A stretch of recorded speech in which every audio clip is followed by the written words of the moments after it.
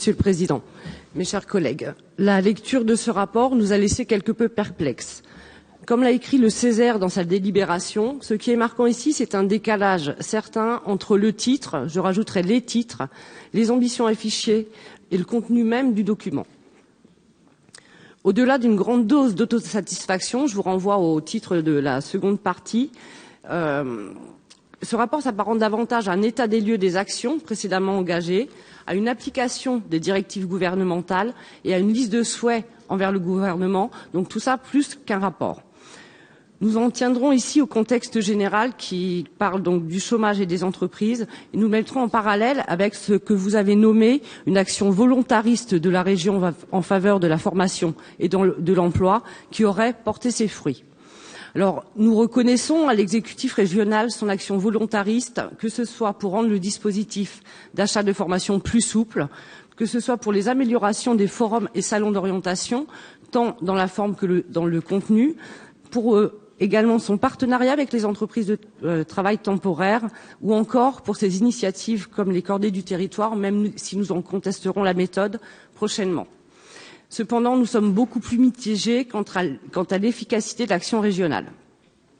Selon vos dires, il existe une incontestable amélioration en région centre de la situation de l'emploi.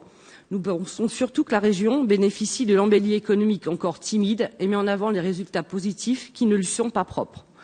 Nous rappellerons également que le plan 500 000 formations a pour effet mécanique de faire baisser artificiellement le nombre de chômeurs de catégorie A. L'autre effet pervers de ce plan est que les formations sont en proportion moins qualifiantes et donc moins efficaces pour le retour à l'emploi, vous l'avez signifié tout à l'heure.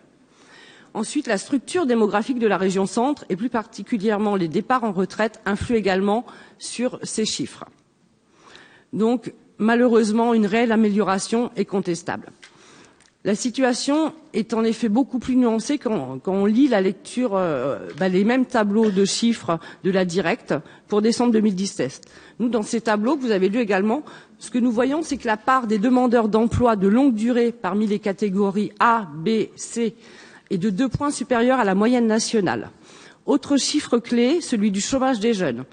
Certes, il a baissé de 2,9 points, mais la moyenne nationale, c'est une baisse de moins de 3,5 points.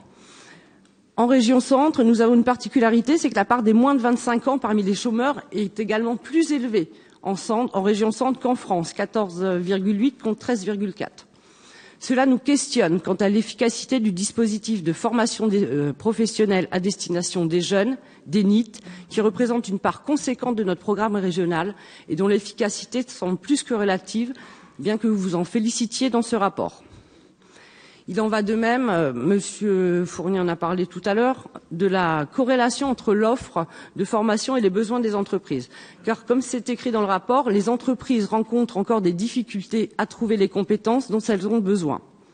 Selon un sondage de l'INSEE de mai 2017, plus d'une entreprise sur 4 cite comme frein à l'embauche le déficit de compétences. Ce taux s'élève à 84% pour les entreprises en développement.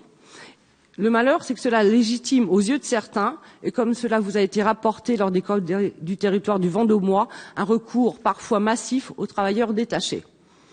Cependant, vous écrivez que le programme régional de formation a été rénové pour répondre de façon encore plus souple et réactive aux besoins des compétences des demandeurs d'emploi, des entreprises et des territoires. Nous pensons de notre côté qu'il y a urgence à trouver des actions efficaces pour l'économie régionale et la population active de la région centre.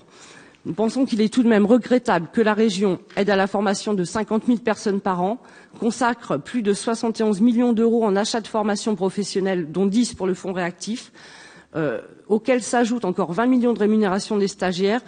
C'est dommage de dépenser toute cette énergie et tous ces financements si ni les entreprises ni les demandeurs d'emploi s'y retrouvent. Au regard de ces éléments, nous ne pouvons pas considérer aussi fermement que vous que l'action régionale a porté ses fruits. Je vous remercie.